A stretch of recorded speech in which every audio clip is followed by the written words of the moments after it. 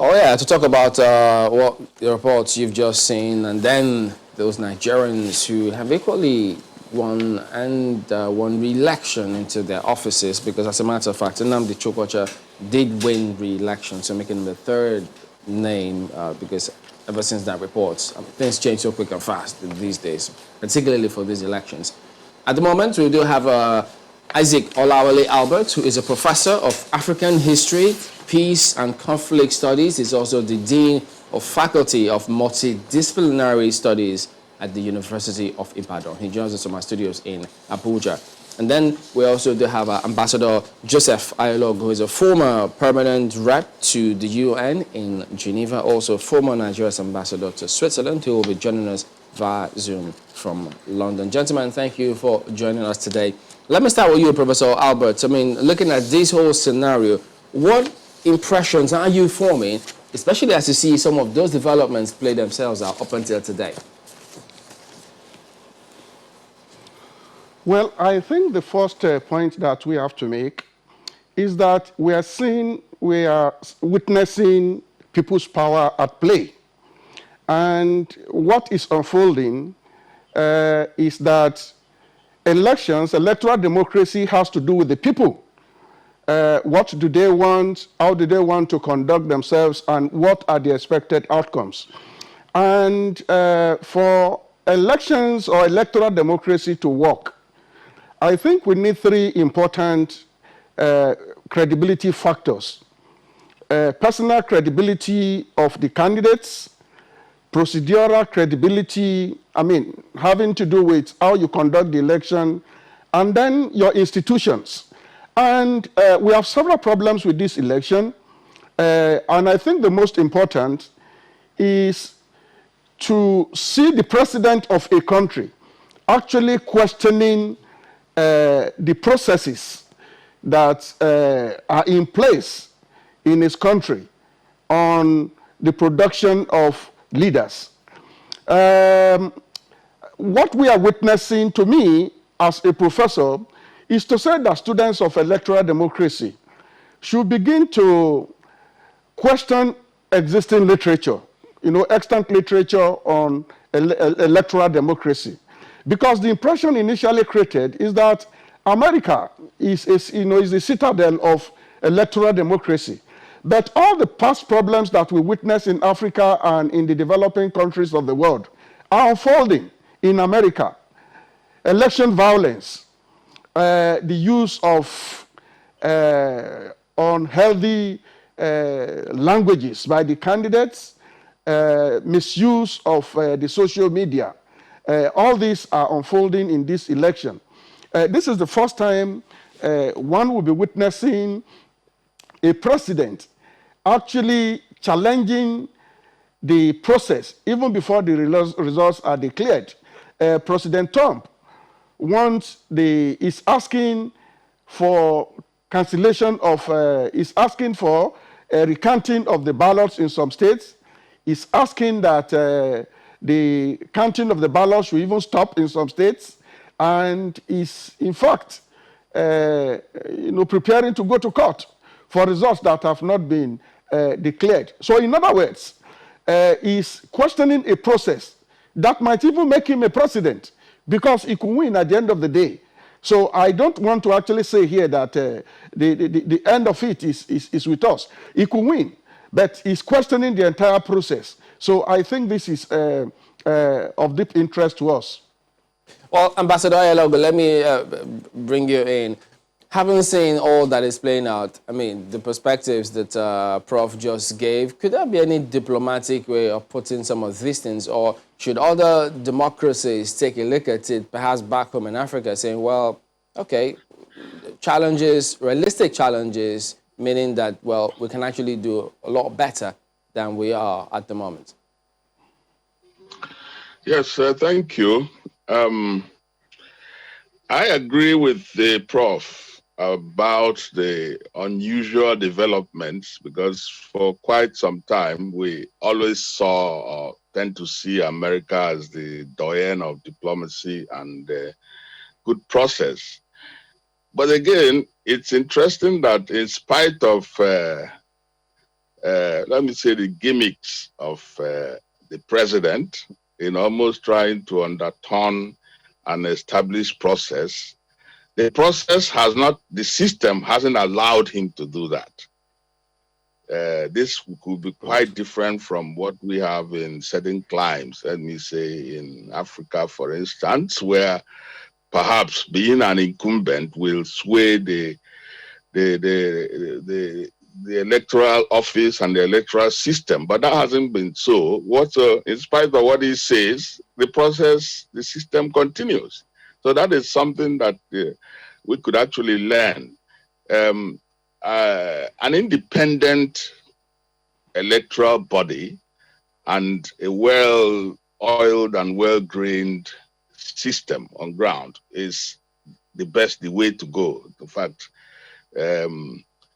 that's what we can pick up as a country and as from other clients. I mean, as a country and from the continent. That's what we must pick up from this, because, well, even if Trump wins, at least it will be clear that he won. It's not. It will give integrity to the process, to his win and all that. It wouldn't be nice to hear that he rigged the election, because it's possible that he probably has that in mind. He definitely has the intention from all his doings recently to influence the election, but I think he cannot, because the system still rolls on. Even the talk he will go to court, he will go to Supreme Court. That's also not the process in the US. He has to go through the state courts before he gets to the Supreme Court. It may take a longer haul, but he has to follow the process. And we must, as I say, without too much of emphasis, pick that up.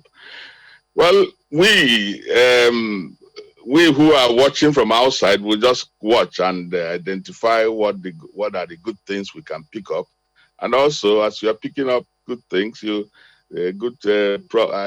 concept. We have to make sure to what we must avoid. We will definitely avoid what is going on now. This is a country with impressive credentials in democracy and the practice of electioneering and voting. And then the leader wants to fiddle with it. But like I said, he doesn't seem to be getting his way. Yeah. Those of us watching from outside, I mean, all eyes are on that election.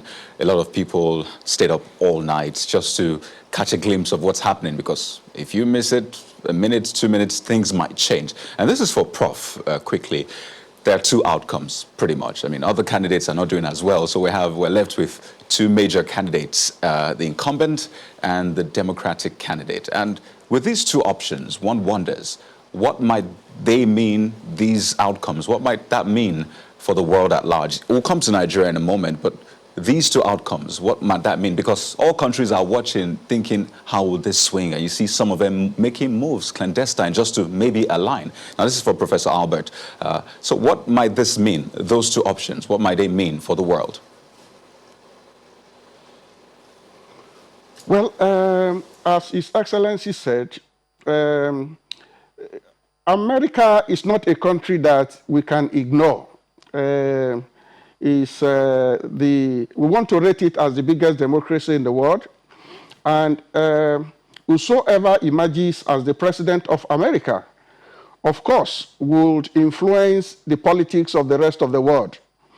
We had past presidents who contributed significantly to the development of Africa, for example. And we have tried our hands on President Obama. We have witnessed that of Trump. And we do know that the person who eventually emerges as the president has one or two things to contribute to global politics and to the politics of our country.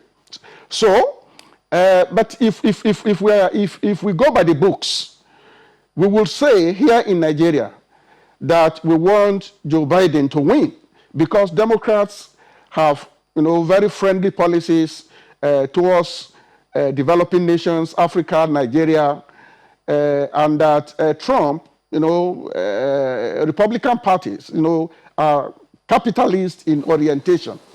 But personally, I don't want to be deceived by that type of academic argument. President Obama, came in under the, was a Democrat. But the question we need to ask ourselves is, yes, we fasted, we prayed when he was coming to office. What did Africa or Nigeria benefit from Obama? Then we also want to ask ourselves, when Trump came in, to me, he presented himself as a better person than Obama in terms of his African policies. We thought, for example, that Trump was going to help us to deal with the security problems in Nigeria. What did we benefit from Trump? So to me, I am not too worried about who emerges at the end of the day. What I would rather want to see or analyze on this platform is the kind of changes that might emerge. President Trump came in, with the mantra of, a better America. But when you look at his policies, he seemed to have antagonized too many members of the international community to the extent that China is getting stronger. More and more countries are drifting in the direction of China. Should Obama get a second term, I think this greater America we are talking about will emerge as a mirage, in the sense that more countries will drift in the direction of China, and China might emerge as the largest economy in the world. And, if you look at security management also, we here in Nigeria are more concerned about our present situation here in Nigeria. People talk about Tucano. We want Tucano to be able to fight, the insurgents in the northeast, to be able to fight in the northwest. And we are told you cannot get Tucano until 2021, 2022. To me, what I can make of that is a government that is not really ready to help Nigeria out of the mess in which we find ourselves. If Tucano is a game changer in the counterinsurgency, and America is willing to help us, America can actually talk to friendly countries to actually provide us these war machines. So, Trump, to me, has not significantly helped Nigeria. As Trump helped Africa, yes, it succeeded in brokering, promoting a deal between Ethiopia when and you Egypt. say, just a minute, Prof, when you say that he hasn't really helped Nigeria regarding the Tucano, is it about him? Because, even before him, they had talked about the Leahy Law. So what should they have done about it? Should they have jettisoned citing the Leahy Law? Well, you have some cosmetic, scientific concepts and what one would call political rhetoric. If Nigeria is one of the best friends of America, America would not be citing some of these laws we are talking about, because we have a problem to solve here. And to me, I think we should drift away from this idea of international concepts that actually take us away from actually solving our problems in very, very sound manner. And to me, we should stop thinking of what America will do for us. We should stop thinking of what the developed world should do for us. We should start thinking about what we can do for ourselves. And that is why, to me, the Order 5, the Executive Order 5 of President Buhari on February 5, 2018, is of interest to me. What is it that we can do for ourselves as a nation beyond what America could do for us? Because everybody is waiting for America to produce a president that will help us. This is not going to happen. So we have to begin to think in the, reflect in the direction of what we could do for ourselves. And this is why I personally will commend TEDFund in Nigeria that is putting in place some mechanisms for actually getting Nigerians to begin to produce what we will consume. And that, we're also moving in the direction of also encouraging Nigerians to consume what we produce.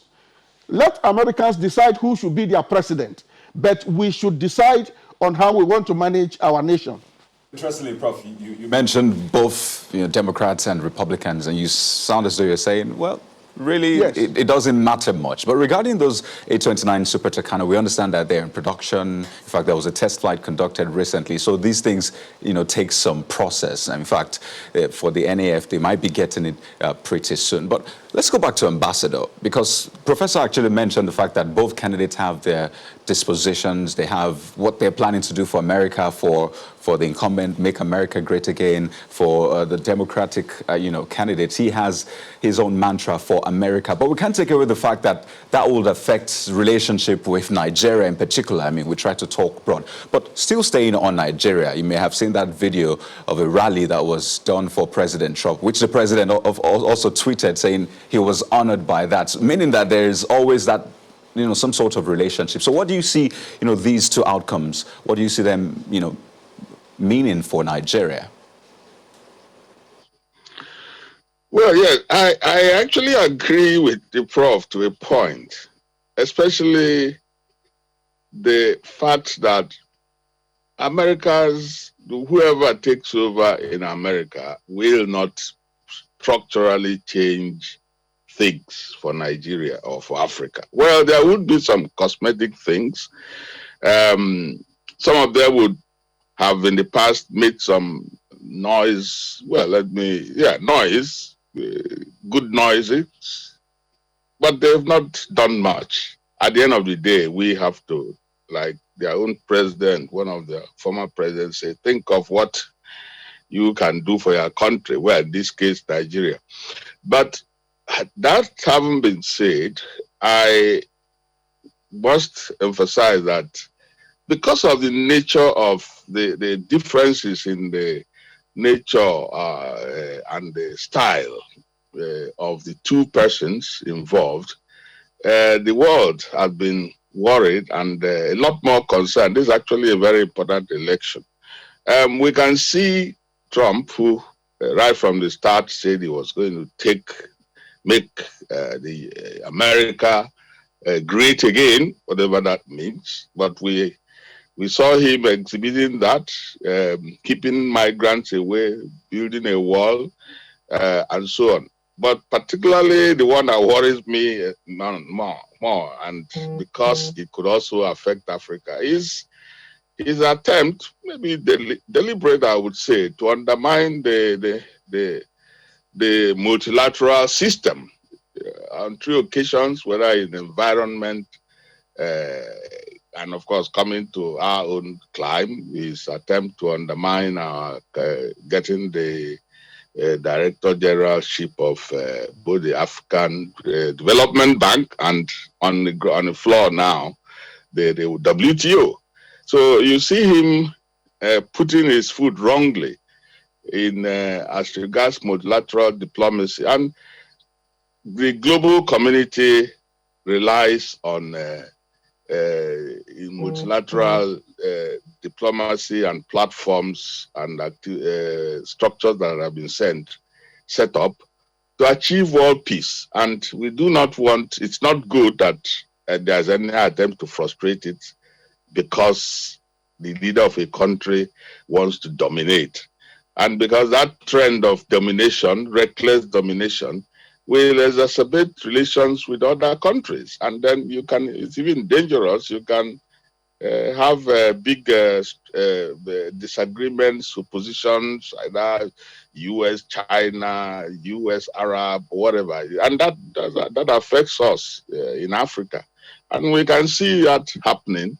Perhaps he wants to get America back to the period of, unipolar dominance, which we know have also did create problems.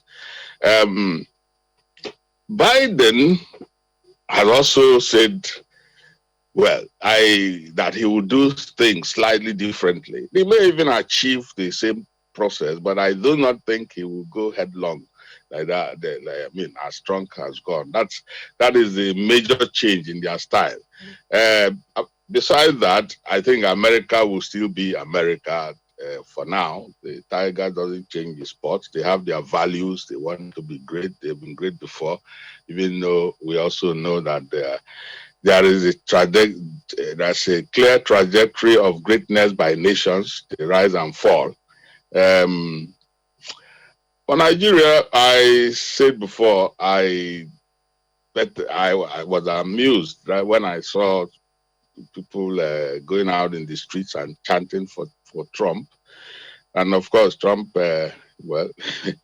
typically say that was he was excited, and that panders to his personal ego. From the way I see it, I wouldn't have done that. But then anyway, that is it. The outcome will mean various things for various countries. For instance, the people in the UK here, they are all watching with keen attention. They know that Trump has his attitude about Brexit, one of the issues that is close to the heart of the government.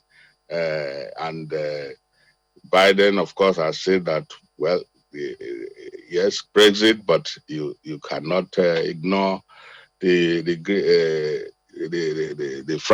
Good Friday agreement, and so on. So there are things he wouldn't let the British government get away with so easily. I'm sure that in China they're also going to look at watching carefully to know whether there's how the US plays out, depending on who wins. We're in Nigeria. I just remember just a couple of days ago, the American Navy SEAL, they went and pulled out somebody, rescued a hostage. Fine, great. Well, judging by that, we have so many hostages to be pulled out. Will they have they offered enough? Have they offered any solution to us? This is why at times we say that, yeah, well, we expect Trump could have done better. Your Excellency, we'll be back in just a moment, so we could just get your concluding thoughts. Please stay with us. Welcome back. Ambassador, let me take this up with you. I'm more interested in the systems, because it's the system that has produced the presidents in the United States of America for so long, so, confidently and all. So I'm just wondering, one of the things that I have observed is that, okay, I think we don't have him for now, but let me take the same question with Prof in Abuja. One of the things that I have observed, and I'm hoping that we'll be able to learn, this as a lesson as well, is that there isn't a particular central electoral body in the United States of America. It's dissipated down through some thousands, about 10,000, organizers, and in the 50 states or thereabout of the country. And we still have a system that the election seems to run flawlessly. In fact, the date of the election is a law. Is there any hope that we can get there anytime soon? Especially since we are practicing the presidential system of government according to the U.S., the template of the U.S. Well, I think that is one of the lessons that Africa and Nigeria could take from what is unfolding.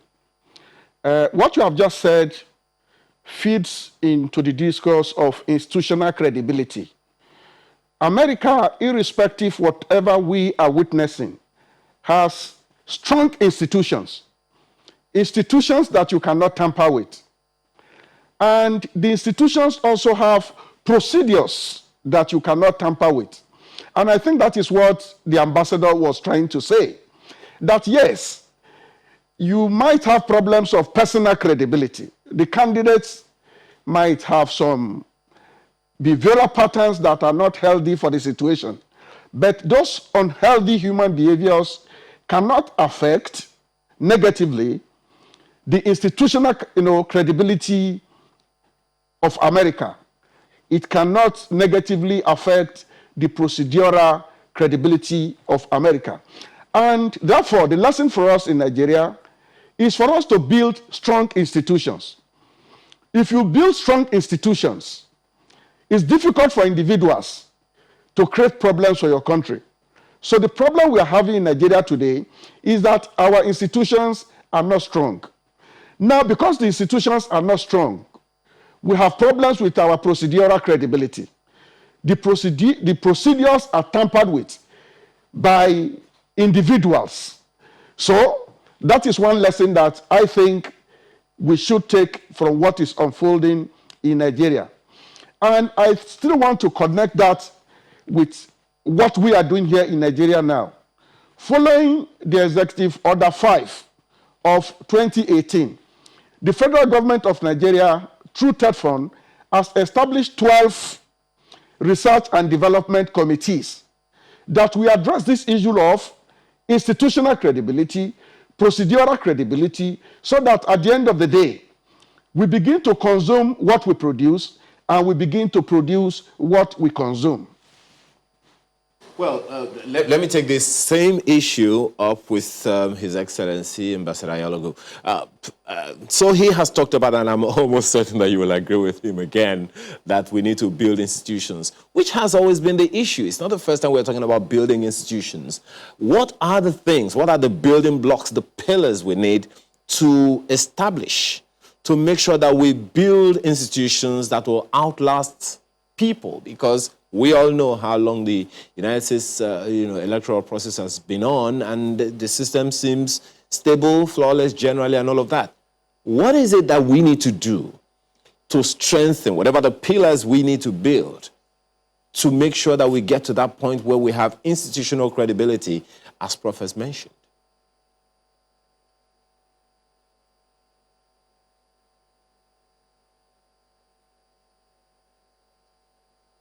Well, Your Excellency, if you could kindly unmute the microphone, we'll probably be able to hear you better. Okay. Yeah. Can you please go ahead, sir. That most of the time, a lot of us say we need institutions, which is true, but the Nigerian system pays only lip service to this very important need. Now, we say we are running the American system. We're not running the American system. We have never studied the American system and made an effort to implement it. So the result is that our system is rife with impunity, no consequence, all the things that undermine institutions. If it's not part of your value system, that everybody goes around doing whatever you want, politicians paying for votes, people snatching votes. How do you build institutions? So I would say that if we want to build institutions, and we need to build institutions, let us genuinely start doing that. If we don't even understand that, let us study how the other countries that we say we are mimicking or drawing from, how they do it. So that's first of all, we have, you say you have an electoral board, and so fine. And then even maybe the law says that they have to be independent, but you still have the person who is chairing it to be the president decides on the person, and so on. How does he get in? How does he operate independently? So this is just what I want to say. We need strong institutions. We are not pushing to have strong institutions. We are just going on business as usual, because there are they are our individual beneficiaries. All right, Your Excellency, until... let me just bring this in as we wind down, and this is for both of you, but we'll start with you, Your Excellency. Well, if you look at those Nigerians who first contested elections there and then the ones who won, our system here, I mean, not many are sure that the system will even throw them up, let alone they winning elections, as it were. But back home here, we also do know that the chairman of the commission, INEC, was at the assembly yesterday trying to defend his budget, and he was proposing mail-in voting system, amending the Electoral Act for electronic voting to be made available. What would you want to see us adapt to make our elections better moving forward? Yeah, it would have been nice to do it exactly the way the US, Europe, electronic system, mailing system. But so far, our logistics may undermine even our achieving it. We don't have people, out here. You say you are living in number XX2XY, and that's where you live. Yeah, there's the system of data collection is very high up. We still haven't got it. We're not trying to do that yet. Even to get our national ID cards, identity numbers, is still a problem. So these are the things that would undermine the new system of using IT, information technology, to do elections. In fact, if we were to do it, then that would be better, because it will short circuit quite a lot of the challenges that we face in Nigeria in trying to do elections. Snatch ballots, people who could vote, but because they haven't seen their registration cards, or they don't want to go fight in the polling booths, or they are not around, therefore they are disenfranchised. So I would agree that we should try to use the modern technologies in election, but we have to start from the scratch and be serious about it.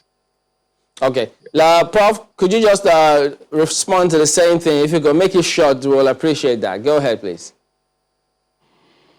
Yes, I think what is lacking here is the political will to get it right. It is not rocket science for us to conduct our elections as it's done in the US. But the question is, are we ready for it? Do we have the institutional credibility in terms of having an independent INEC that would put in place systems that will work? Do we have the infrastructure? Following COVID, some of us have started, carrying out a number of academic activities online, and we have realized that you cannot use the systems that we have now. You cannot use MTN, Glo, and the rest for doing e-learning. So the question is, how many universities have been provided with the facilities for e-learning? So if INEC is saying we're going in the direction of e-voting, what structures do we have in place? Do we have the facilities? If we have the facilities in cities, do we have the facilities in rural areas? When you say you need an independent INEC, and many say, wait a minute, it's called Independent National Electoral Commission, but we'll get the point anyway. Professor Isaac Olawale Albert is of African History, Peace, and Conflict Studies. He's also Dean, Faculty of Multidisciplinary Studies at the University of Ibadan. We've also had His Excellency Joseph Ayalogo, former permanent rep to the UN in Geneva, and also former Nigeria's High Commissioner to Switzerland. Thank you, gentlemen, for talking to us today. Thank you. All right, we will be back in a moment. Stay with us.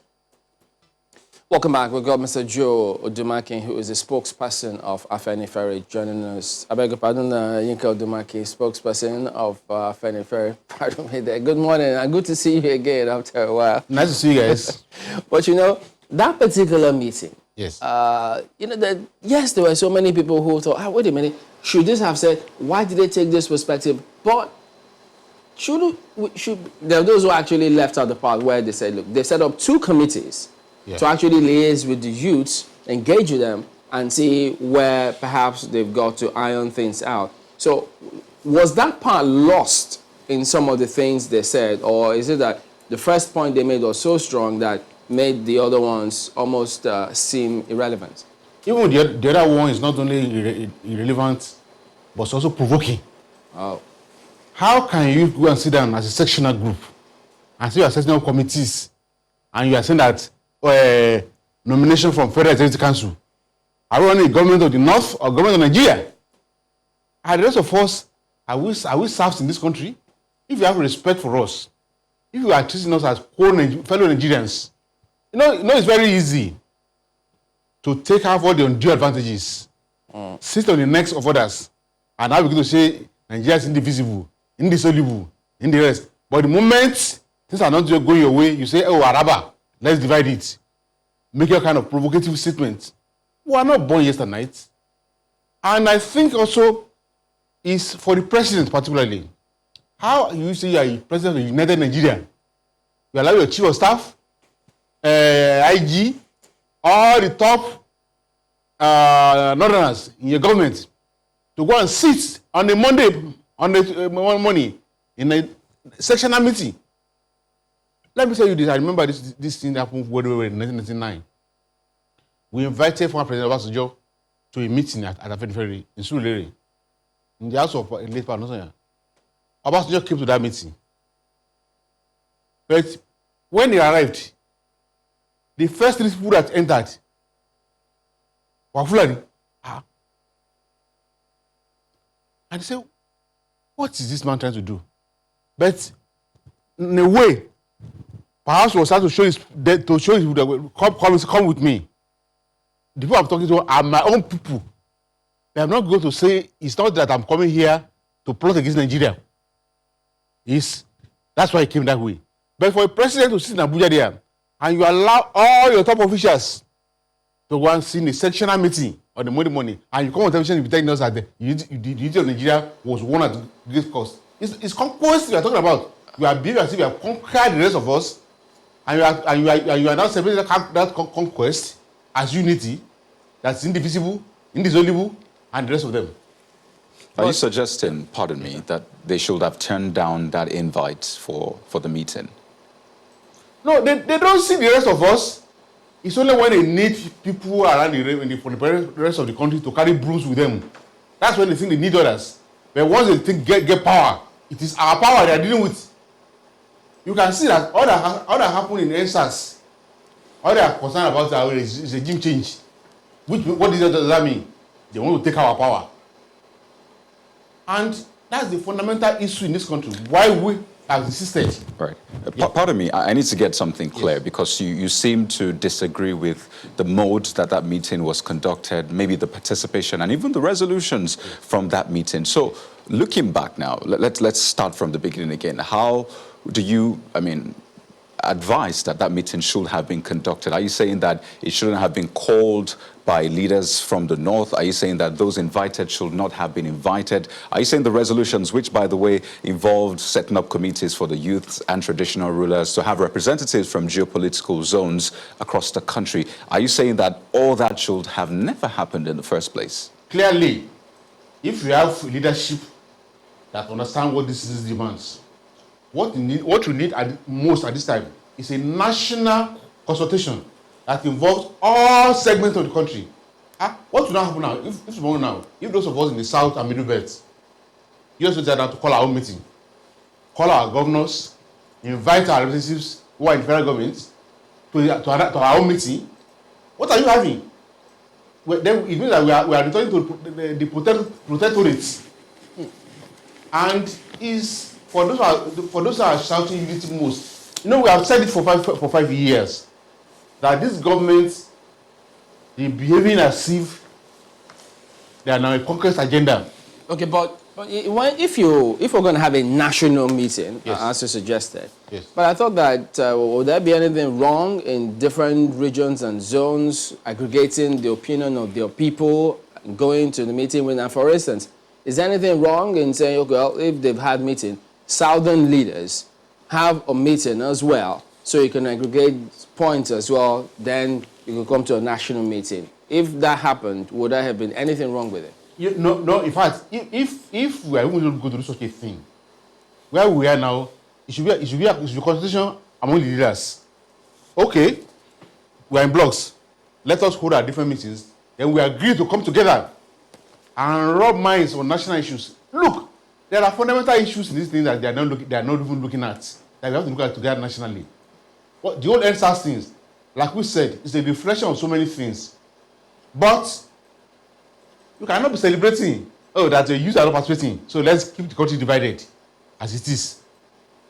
If northern youth are not participating in NSAS protests, they are not mostly the victims of SARS.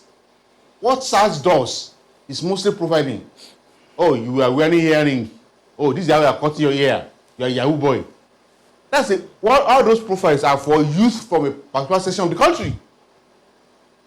And so, in that context, is a lack of federalism. If you have federalism, we will not be running a single police where there will not be cultural imperatives to understand the nuances of young people. Or to see any young person riding a good car is assumed to be a fraudster. Whereas our young people to these days, I interact with them, they are so enterprising. They are doing all kind of things. They are making money. There may be those who are some people are going to a crime with that, but a lot of them are so enterprising. Where the things their parents could not do years back, they are doing it. They are making money, but to provide them as criminals, and because you don't see them in how you want to profile your own young people, it's wrong. Now to have gone to what happened, to kill them like fowls. We saw the footages of even some of you television stations that had the audacity to use the footages. They are put off under fines, but nobody has declared that they kill people. Well, and we know when El-Rufai came to as governor in Kaduna in 2015, he said we went to look for Fulanis who lost their cows in Kaduna in 2011 and are coming back to kill people. So if you care so much about your cows that way, you want to kill our human beings, children we have trained, and we should just forget about them. You know that there's not a word about all those who were killed or who died at that meeting. Not even a word of condolence. What kind of country are we? Well, Mr. Odumake, perhaps the issue that you have raised or that you're raising about the leadership, of the various regions would begin with, consensus among the various regions. Yes. There are 3 regions in the north, and there are 3 regions in the south: north central, northeast, and northwest. All agreed and came under an umbrella, Northern Governors Forum. And then there is southwest, say south-south, and there is southeast. And middle belt from the north. Who are from north? Even the middle belt, most of them always say that they are in the north central and all of that. But the question here is, perhaps there is a need for that united voice in the south as well. Maybe if there is such a voice, if there is such a coming together of all governors in the south of Nigeria or southern Nigeria, and they also can agree, the way the northern governors agreed, maybe we can have a going forward on that. A good number of governors, irrespective of region, have said that to a large extent their voices in the Nigerian Governors Forum is not one. But in the northern region, they speak as one. And among the Northern Governors Forum, they speak as one. The southern governors, I'm not sure what you would make of that. So what do you think about that unity, that coming together first of all the governors in the south of Nigeria to have the same common voice the way the northern governors have? I don't know. It's a suggestions they are made to us. We have always believed that we should not take the year back to the 1953 era, even when the motion came from the south. And let's have independence in 57. The north worked out. There were riots in Kano and the rest of them. That this 60 years after, we should be able to behave in a way that's suggestive of all the propaganda for our colleagues. They preach unity of Nigeria, indissoluble, indivisible, only when they are at an advantage. It should not be only when we are advantageous, or we think that we are having it over the rest. Who is at advantage here? Oh, of course. Over who? It's so clear that today, the government that we have does not pretend that it's a northern government. Look at the security sector. We have been talking about all these things all these years. We have a situation where the chief of staff, IG, NATE, only the number man. It's not for not cut off. Look at everything today. Finance sectors, critical sectors. You position your own people. And at the gates of where we say we have a federal character, is that federal character that we have been running? It goes back to the question Yes. of that coming together, that unity, that numbers, because I mean it's always about the numbers here. So if that suggestion has been made to you about all governors in the South coming together, what could be wrong with it if it's going to, as you said, give an advantage to everyone? No, we do not seek any advantage over anybody. All we are saying is that let's run a country for all, in which are all equal before the law. That's what we're asking for. We're not asking for special advantages. We're not saying that we want some special things. We want advantage. Slow others down until we are able to move. We want equal competition. Let us move together as a people, understanding our differences, but having common goals about development, about the development of our youth. So how, in your opinion, will we be able to achieve that if we do not have the numbers to vote for that kind of thing that you're talking about? You just reminded me of the late Parton and Nahuru, who always made this argument to us that it is preposterous to say that in a country like Nigeria, we want to have one man, one vote. It's not going to work. Now what we need is consensus. This is a multi-ethnic society. Building an inclusive society is not about whether they have more number. They go and print, and there are more number here than here. No, it's not about number. It's about building understanding, building consensus, and in nation building. Look, a senior retired military officer from the north, my very good friend, one of the people I respect more in the north, when this thing started, called me and said, look, Chief, it's very difficult. It will be very difficult for us to make a nation out of this country. Mr. Domaki, you know what? We'll come to break. We'll come back to that particular train of thoughts when we return in a moment. Please stay with us. All right, could you please go ahead and continue your train of thought? Yeah. So our position is very, very, very clear. That at this point, we must understand that to make a success, to keep Nigeria, we must restructure and do federalism. This whole idea of running Nigeria from Abuja, it's not going to work. It's difficult for us to make anything out of the protest. Which process? I mean, you were making a point as to why they were thinking it was going to be challenging for us to perhaps move forward, having raised those key issues the protesters did.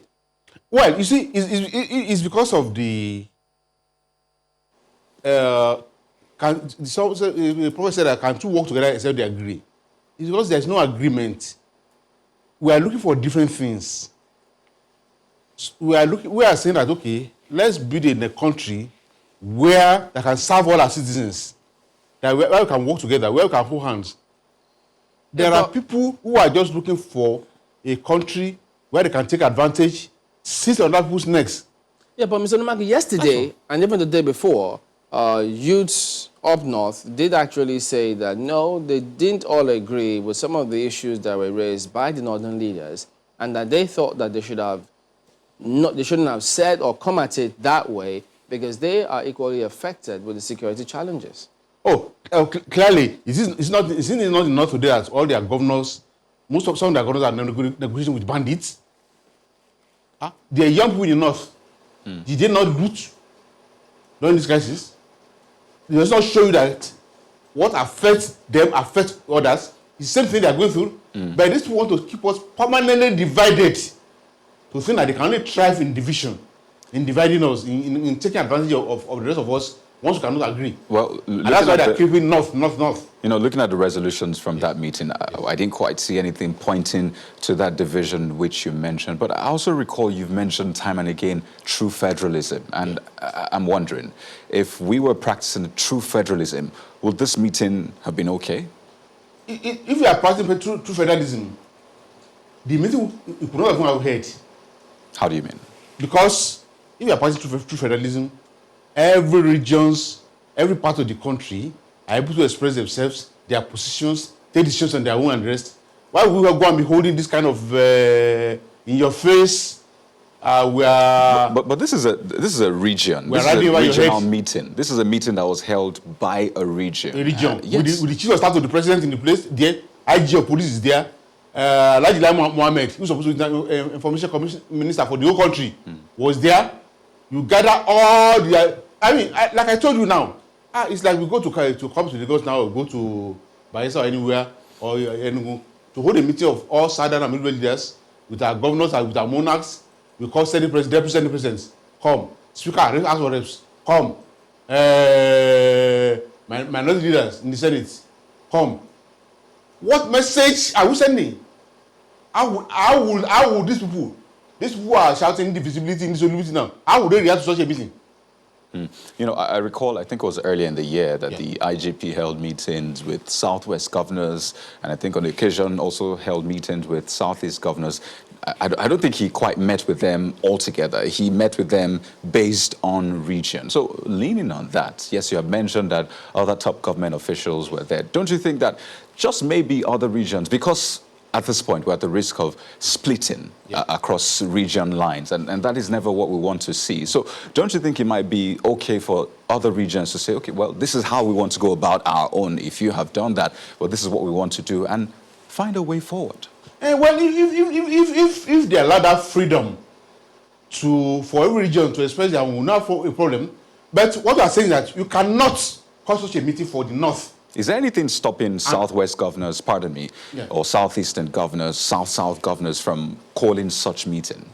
Well, as it is today, the way they have put Nigeria today, even those who are from your regions here will be afraid to attend because of the consequences from the colonial masters in Abuja.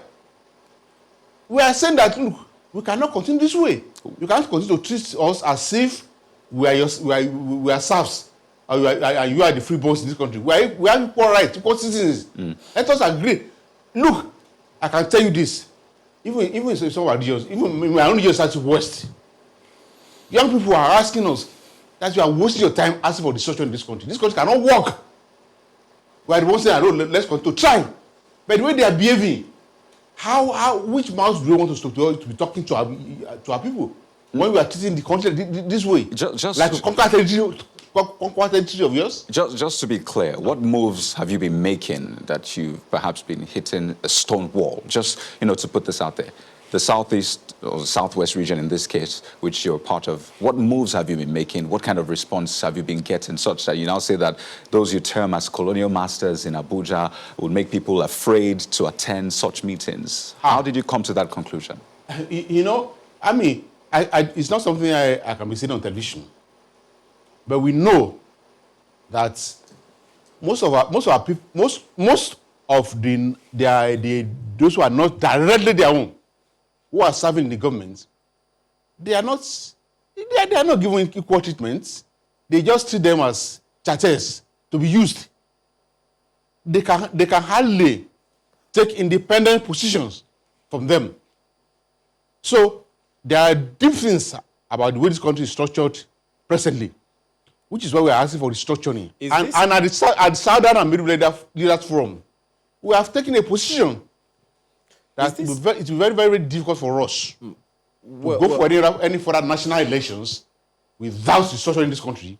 Mr. Odumake, is it a problem of holding these meetings, holding these positions, as opposed to the people who are representing the various regions, the various states at the center, whether in the executive or the legislature, even in the judiciary? What are their own roles? For instance, on the front page of the Nigerian Tribune this morning, we see Southwest governors, calling for a probe into military, the involvement of the military at the Lekki toll gate, among other things. They're also calling for a restoration of confidence in the police, morale boosting for their welfare and all of that. So if all they do is, what exactly can be done? Not necessarily, even especially with the people that are representing the various states and regions now. What are they supposed to be doing that they are not doing, and who is stopping them?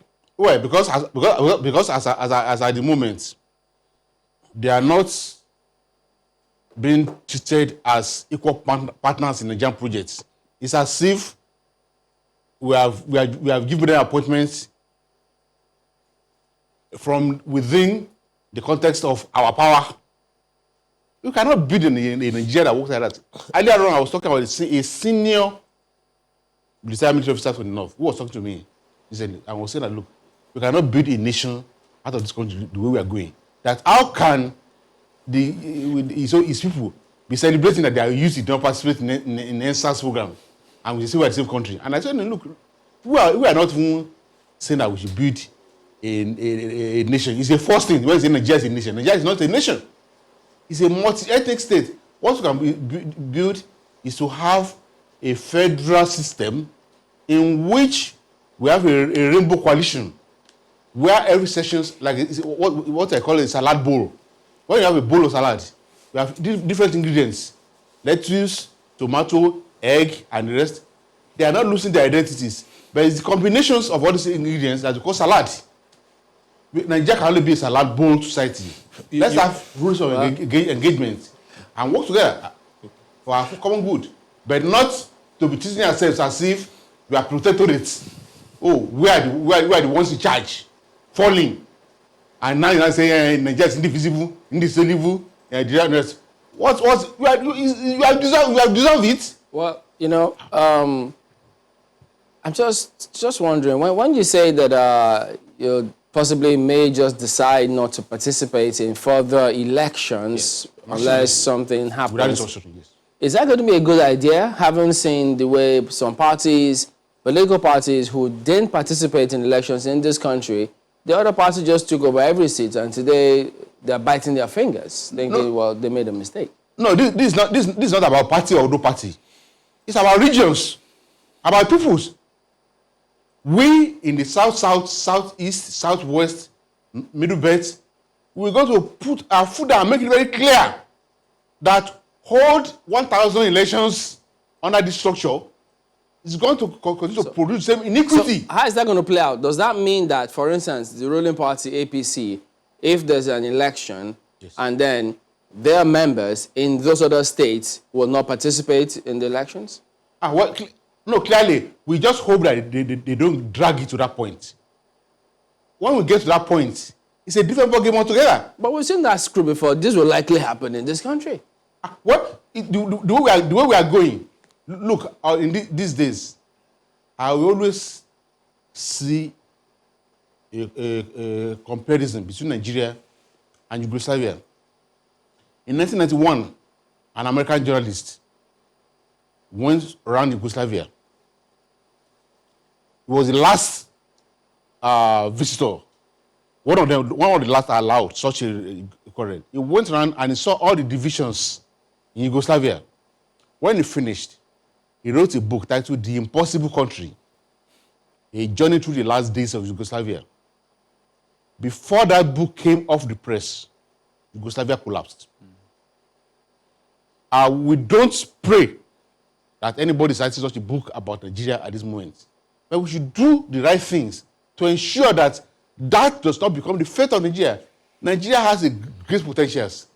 If we agree to make it work, Nigeria will be a pride for the rest of Africa. But for a session to be thinking that it's about us, it's about what we want, it's about what we think. It cannot work. People are not going to continue to accept. We're not going to accept that. And we have put it down. And we're not going to continue, to be serfs, to be treated like slaves or weakness in this country. We should be treated as equal citizens who have equal stake in Nigeria. All right, Mr. Yinko Dumaki, spokesperson of Afenifere, we do thank you for talking to us today. Thank you. All right, well, back in a moment. Join us again.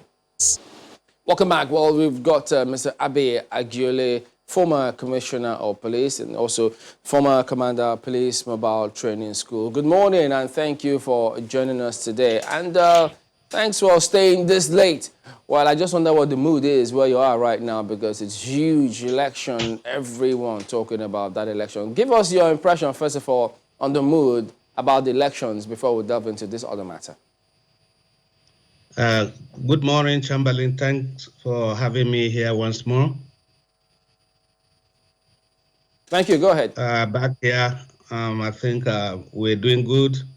The Democrats, I think, are cruising to a winning, but we're still not very sure what's happening, but events will unfold itself very soon.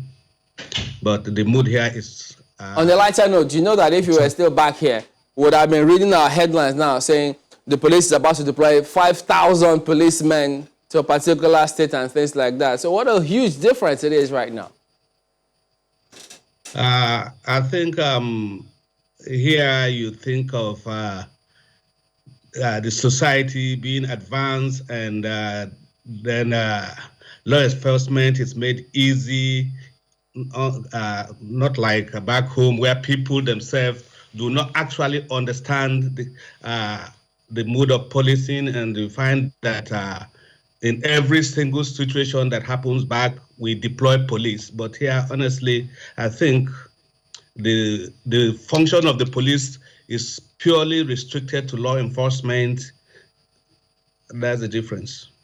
Now, about this SWAT matter, which was formed after the dissolution of SARS, but those who thought about the, let me say, the speed with which SARS came up, they are several questions as to, first, how are they sure that, those members of SARS will not show up as members of SWAT, even if they undergo training?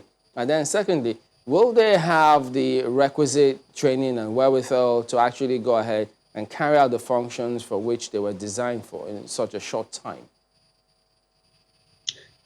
First of all, honestly, my heart goes with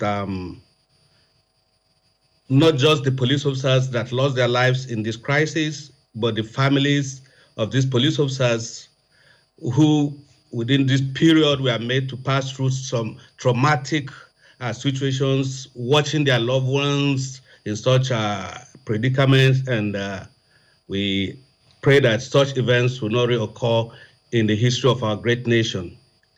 And I want to especially commend the Inspector General of Police, IGP Adamu, for initiating this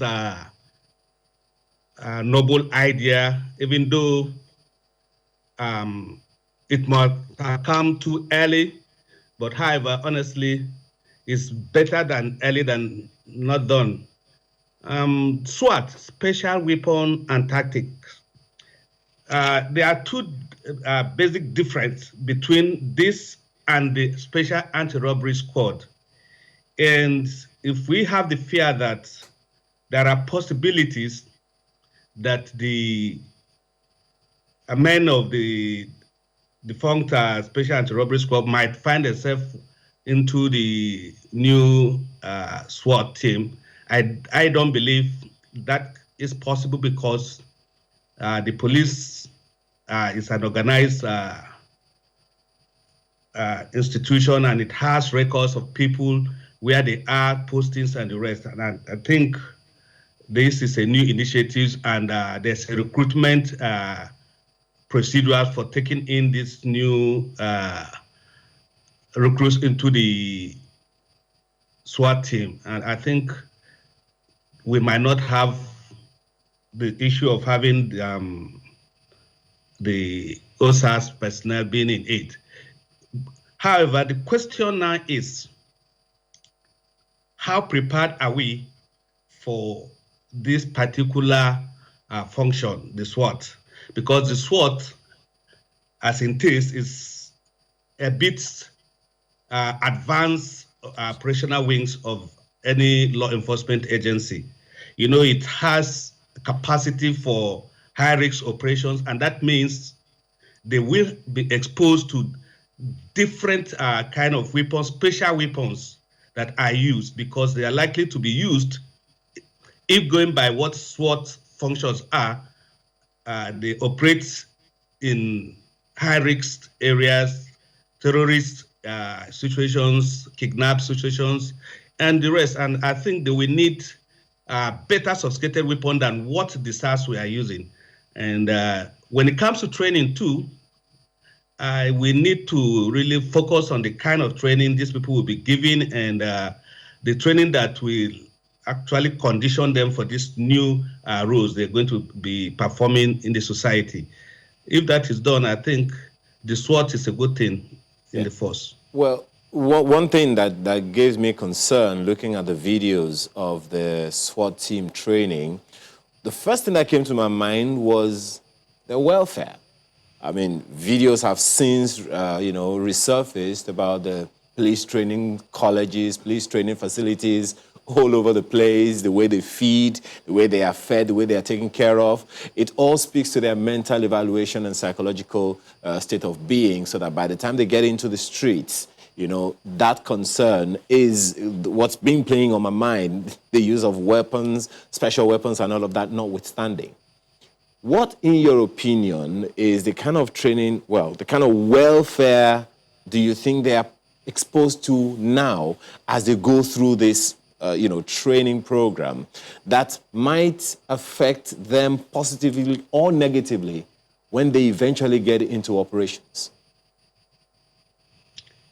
Honestly, that is a very serious concern too, and I hope the police authority are going to really look at this aspect of their welfare during training, how they condition them during training, because like you said, as a matter of fact, once they do not get that proper culture in the training, honestly, when they come out, there are still tendency that they are going to perform almost close to what the Funkstars were doing. But I believe that, to be fair, the Inspector General of Police is exposed so much in police duties that I think before he introduced this issue of SWAT, he must have come up with